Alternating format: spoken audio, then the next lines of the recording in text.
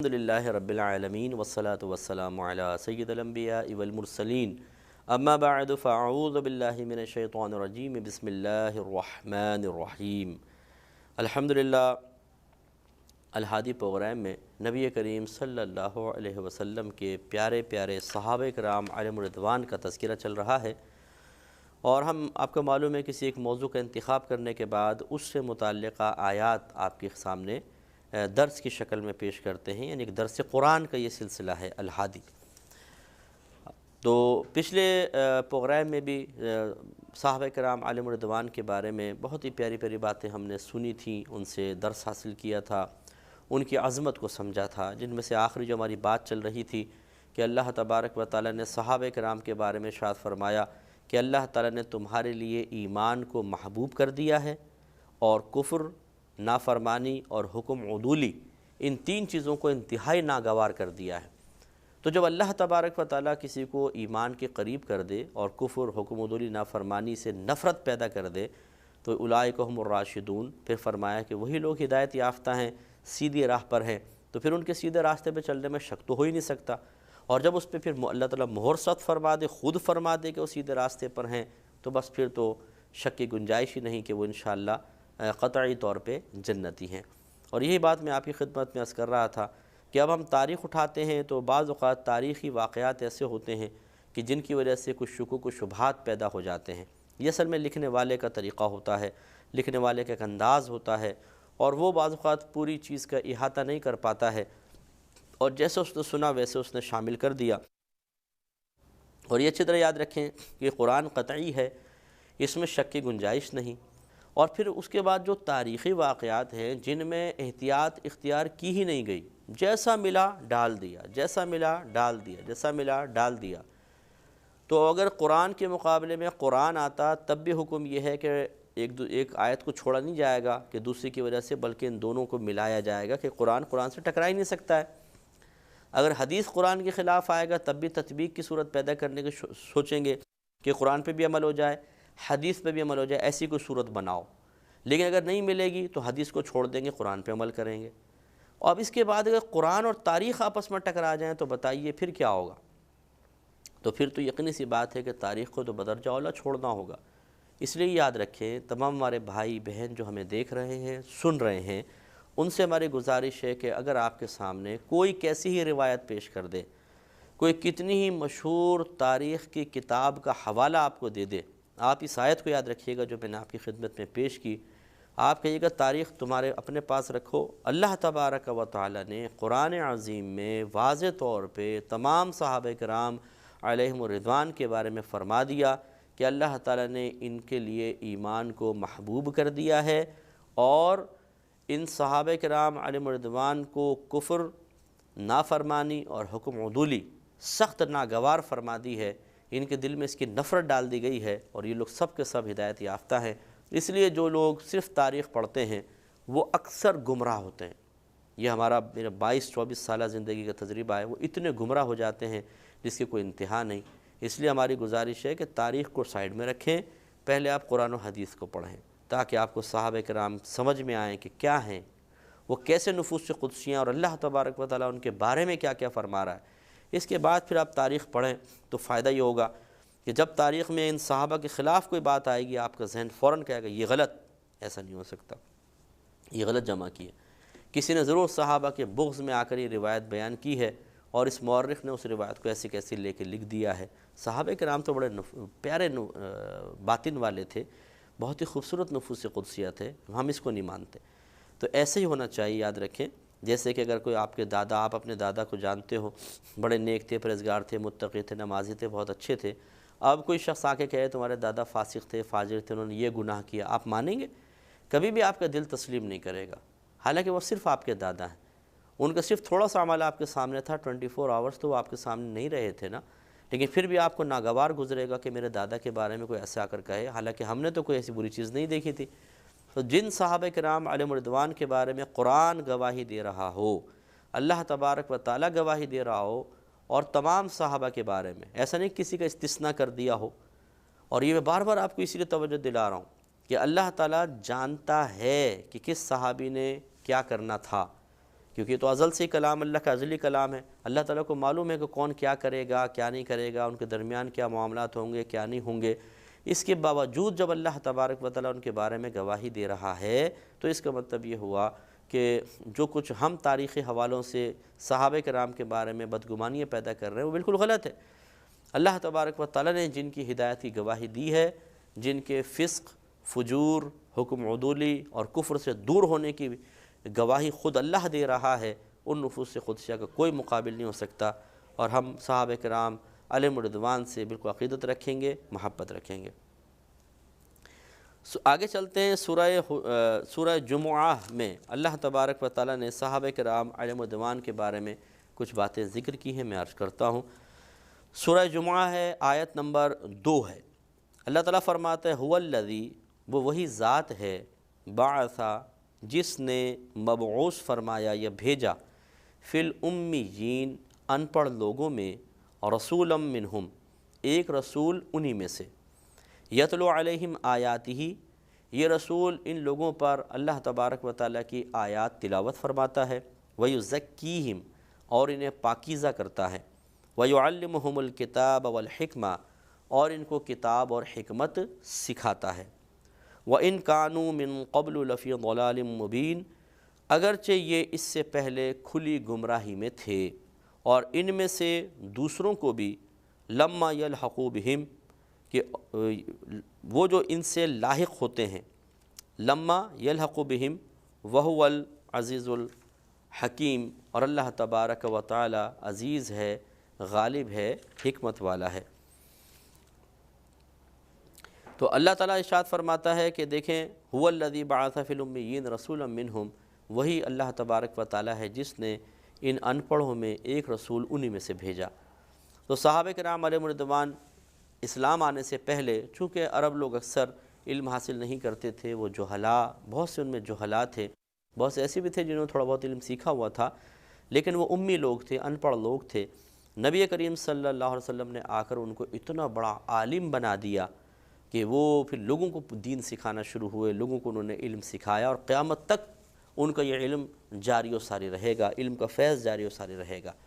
ایک تو صحابہ کرام علیہم رضوان کے لیے فضیلت کا سب سے بڑا پہلو ہے وہ یہی ہے کہ اللہ تعالیٰ نے اپنے حبیب کریم صلی اللہ علیہ وسلم کو ان کے درمیان مبعوث فرمایا۔ جس قوم کے درمیان نبی موجود ہو، پھر وہ قوم اس پر ایمان بھی لے آئے، تو ان لوگوں کے تو پھر عظمت کا کیا ٹھکانہ ہے۔ ہم لوگ اس اعتبار سے ہمیشہ کے لیے محروم ہو گئے ہیں کہ ہمارے درمیان کوئی نبی نہیں آئے گا۔ ہمارے نبی کریم صلی اللہ علیہ وسلم ہمارے درمیان ہیں، اس کا انکار نہیں، مطلب کوئی اب ایسا نہیں کہ ہم اپنی ظاہری آنکھوں سے ایک نبی کو دیکھیں، وہ نبی ہمارے ساتھ اٹھیں بیٹھیں کھائیں پئیں ہمیں تبلیغ کریں، یہ سلسلہ تو ختم ہو چکا ہے۔ تو یہ لاسٹ میں جو سعادت حاصل ہوئی ہے وہ صرف صحابہ کرام علیہم رضوان کو ہوئی ہے، اور اس کے بعد اس سعادت کے حصول کا سلسلہ منقطع ہو گیا۔ تو لہذا وہ لوگ جنہوں نے آخری نبی کے زمانے کو پایا، ان کی صحبت پائی، پھر ان کو ملاحظہ کر کے شرف صحابیت حاصل کیا، یا ان کی صحبت اختیار کر کے شرف صحابیت حاصل کیا، وہ یقیناً اور کوئی فضیلت بیان نہ کریں تو اتنے ہی معاملے سے سب سے زیادہ صاحب فضیلت ہونے میں کافی تصور کیے جائیں گے کہ واقعی ان کی بڑی عظمت ہے، بڑا ان کا مقام ہے۔ اس کے بعد اللہ تعالیٰ فرماتا ہے یتلو علیہم آیاتہ، یہ نبی انہیں ان پر اللہ تعالیٰ کی آیات کو تلاوت فرماتا ہے۔ تو اب ان کانوں کے بارے میں کیا کہیں گے؟ کتنے خوش قسمت ترین کان ہیں جو براہ راست نبی کریم صلی اللہ علیہ وسلم کی آواز کو سن رہے ہیں۔ یہ بہت بڑی عظمت کی بات ہے۔ آپ اگر مثال کے طور پہ کسی مشہور قاری کی قرات چل رہی ہو اور آپ لوگوں کو یہ بتائیں کہ میں نے خود ان کے سامنے بیٹھ کر سنی ہے ان کی قرات، تو لوگ کہیں گے اچھا واہ تم نے سامنے سنی ہے، کیسے ہیں بھائی، کیسی آواز ہے، سامنے سے سننے میں کچھ اور ہوتا ہے، ریکارڈنگ میں کچھ اور ہوتا ہے۔ تو معلوم یہ ہوا کہ کسی کو سامنے بیٹھ کے سننا یا کسی کے صحبت میں بیٹھ کے اس کو سننا، یہ بھی بہت بڑی عظمت کی بات ہے۔ تو ان صحابہ کرام علیہم رضوان کی ایک فضیلت کا پہلو یہ بھی ہے کہ انہوں نے براہ راست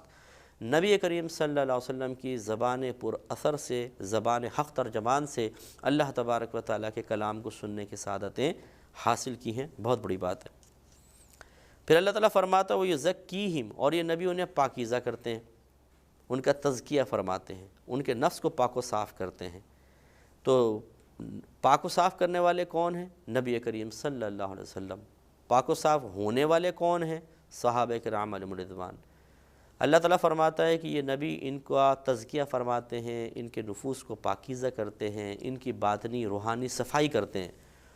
میں آپ سے کویسچن کرتا ہوں کہ بتائیے نبی کریم صلی اللہ علیہ وسلم اس میں کامیاب ہوئے ہوں گے یا ناکام؟ تو یقینی سی بات ہے آپ کہیں گے کامیاب۔ تو جب اللہ تعالیٰ کے حبیب صلی اللہ علیہ وسلم ایک استاد کی حیثیت سے ہوں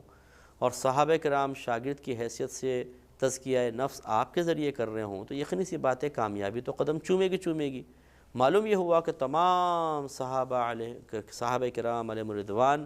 تزکیہ نفس والے تھے، ان کے اندر سے تمام خرابیاں سرکار صلی اللہ علیہ وسلم نے دور فرما دی تھیں۔ اس لیے اب کسی صحابی کے بارے میں بدگمانی کرنا کہ نہیں جو وہ ایسا ہوگا وہ ویسا ہوگا، اس کی یہ سوچ ہوگی، اس کی یہ فکر ہوگی، یہ سب غلط ہے۔ صحابہ کرام سب بالکل تزکیہ نفس کے ساتھ تھے۔ وَيُعَلِّمُهُمُ الْكِتَابَ وَالْحِكْمَةَ، اور یہ نبی انہیں کتاب اور حکمت سکھاتا ہے۔ کتاب سے مراد قرآن پاک ہے، حکمت سے مراد یا تو احادیث کریمہ ہے کہ سرکار کا کلام، اور یا پھر اس سے مراد ہے کہ قرآن کے دو پہلو ہیں، ایک ظاہری ایک باطنی۔ ایک آیت آپ ظاہراً پڑھتے ہیں، اس کو ترجمہ کر لیتے ہیں تو ظاہری طور پر مفہوم سمجھ میں آتا ہے، اور کچھ چیزیں ایسی ہوتی ہیں جو اس کے پیچھے پوشیدہ ہوتی ہیں، باریک نکات ہوتے ہیں جو ظاہر نہیں کیے جاتے۔ وہ آپ جب تفاسیر پڑھتے ہیں تو مفسرین نے ایسے نکات ضرور لکھے ہوتے ہیں قرآن کی روشنی میں، حدیثوں کی روشنی میں، صحابہ کرام کے اقوال کی روشنی میں۔ لیکن جب نبی کریم صلی اللہ علیہ وسلم صحابہ کرام کو براہ راست قرآن سکھا رہے تھے تو یقیناً آپ نے جو نکات بیان کیے ہوں گے وہ تو نور علی نور ہے۔ اس سے معلوم ہوا کہ صحابہ کرام علیہم رضوان قرآن بھی نبی کریم سے سیکھے ہوئے تھے، اور اس کے باریک لطائف اور نکات بھی ان لوگوں نے نبی کریم صلی اللہ علیہ وسلم سے سمجھے تھے۔ اس سے معلوم ہوا کہ صحابہ کرام قرآن کے علوم اپنے پاس رکھتے تھے، اور استاد بھی نبی کریم صلی اللہ علیہ وسلم ہوں تو پھر خود سوچئے کہ ان کے علم کا ٹھکانہ کیا ہوگا۔ اس سے بھی معلوم ہوا کہ صحابہ کرام ہم سے بہت زیادہ فضیلت کے باعث تھے کہ آج اگر ہم کسی عالم دین سے قرآن کی تفسیر سنتے ہیں، بہت سی معلومات اکٹھی ہوتی ہیں، دیگر تفاسیر اٹھا کے پڑھتے ہیں، ان سے بھی معلومات حاصل ہوتی ہیں، لیکن جو معلومات نبی کریم صلی اللہ علیہ وسلم فراہم کر رہے ہوں گے ان معلومات کی گہرائی کا عالم کیا ہوگا آپ سوچئے۔ اسی لیے حضرت ابوبکر صدیق رضی اللہ تعالی عنہ کا قول منقول ہے کہ آپ نے ارشاد فرمایا کہ میں نے سورہ بقرہ 16 سال میں ختم کی ہے۔ شارحین نے لکھا ہے کہ اس کا مطلب یہ ہے کہ آپ سورہ بقرہ باریکی سے پڑھتے رہے، اس کے تمام امور پہ، آیات میں جتنی باتیں بیان ان پہ غور و تفکر کرتے رہے، تو اس طرح 16 سال میں کہیں جا کر آپ نے سورہ بقرہ کو ختم فرمایا۔ یقینی سی بات ہے جو اتنی باریک بینی سے آپ پڑھ رہے ہیں تو یہ باریک بینی عطا کس نے کی ہے؟ نبی کریم صلی اللہ علیہ وسلم نے۔ تو جب ایک صحابی 16 سال تک صرف سورہ بقرہ پڑھ رہے ہیں تو پورے قرآن پہ توجہ کرنے کے لیے کتنا وقت درکار ہوگا؟ اور یقینی سی بات ہے کہ 16 سال تک جس علم کے سہارے آپ قرآن کو سمجھتے رہے ہیں وہ جب نبی کریم صلی اللہ علیہ وسلم سے آپ کو حاصل ہوا تو آپ کے علوم کا ٹھکانہ کیا ہوگا؟ اس کا آپ تھوڑا سا غور و تفکر فرمائیں، اس سے صحابہ کرام کی عظمت اور ظاہر ہوتی ہے۔ وَإِن كَانُوا مِن قَبْلُ لَفِي ضَلَالٍ مُبِينٍ، اگرچہ اس سے پہلے تم کھلی گمراہی میں تھے، نبی کریم صلی اللہ علیہ وسلم نے تمہیں گمراہی سے ہدایت کی طرف بلا لیا۔ وَآخِرِينَ مِنْهُمْ، اور ان میں سے دوسروں کو بھی پاک کرتے ہیں، لَمَّا يَلْحَقُوا بِهِمْ، جو ان اگلوں سے ملحق نہ ہو سکے، یعنی براہ راست ملحق نہ ہو سکے، تو ان کو بھی نبی کریم صلی اللہ علیہ وسلم علم بھی سکھاتے ہیں اور ان کو ان کا تزکیہ بھی فرماتے ہیں۔ وہ اب سرکار کے تعلیم کے ذریعے ہے کہ وہ آگے معاملات ہوتے رہیں گے۔ یہ بہرحال بعد میں والوں کے لیے ہے۔ صحابہ کرام علیہم رضوان کے بارے میں آپ اس آیت سے استدلال کرتے ہوئے ان کی عظمت کو سمجھ سکتے ہیں کہ جب اللہ تعالیٰ نے خود اپنے حبیب کریم صلی اللہ علیہ وسلم کو ان کے لیے بطور استاد مقرر کر دیا ہو تو پھر اس شاگرد کی عظمت کا عالم کیا ہوگا کہ بڑے استاد سے پڑھنا، ماہر استاد سے، تجربہ کار استاد سے، یہ شاگرد کو نکھار کر رکھ دیتا ہے۔ آج ہم بھی بہت ساری کتابیں پڑھتے ہیں اور ہمارے بہت سارے اساتذہ ہیں ماشاءاللہ، ہم نے ان سے پڑھا ہے، تو جب ہم سینئر استاد سے پڑھتے ہیں جو واقعی پڑھانے کا ملکہ بھی جانتے ہوں تو پھر مزہ آ جاتا ہے پڑھنے میں، اور وہ ایسے باریک باریک نکات نکال کے بتاتے ہیں اور ان امپورٹنٹ باتوں کو بتاتے ہیں جس کی طرف عام ذہنوں کی رسائی نہیں ہو سکتی ہے۔ تو خود سوچئے کہ جن نفوس قدسیہ کو نبی کریم صلی اللہ علیہ وسلم خود براہ راست سمجھا رہے ہوں، ان کی عظمت کا عالم کیا ہوگا۔ اس لیے صحابہ کرام کی عظمت کو سمجھیے۔ اور میں نے جیسے بارہا میں بار بار عرض کر رہا ہوں، کیونکہ میں اس معاشرے میں ایک نگاہ ڈالتا ہوں تو ہمارے ہاں فتنے، فساد، بگاڑ بہت زیادہ ہیں۔ تو ہماری بہت سی عوام ایسی بھی ہے جو بیچاری غلط فہمیوں کا شکار ہو کر کبھی کسی سے بدظن ہے، کبھی کسی کے بارے میں الٹے سیدھے کمنٹس دیے جا رہے ہیں، کبھی کسی کو برا بھلا کہا جا رہا ہے۔ اور ان سے اگر پوچھا جائے کہ آپ کی ان تمام تاثرات اور جذبات کا محور اور مرجع اور مرکز کیا ہے، تو یہ تاریخی واقعات۔ اس لیے قرآن پہ بلیو رکھیں، قرآن پہ اعتماد رکھیں، یہ قرآن ان کی عظمت کی گواہی دے رہا ہے، یہی صحیح ہے، اسی کو اختیار کریں۔ آمین۔ اللہ تعالیٰ عمل کی توفیق عطا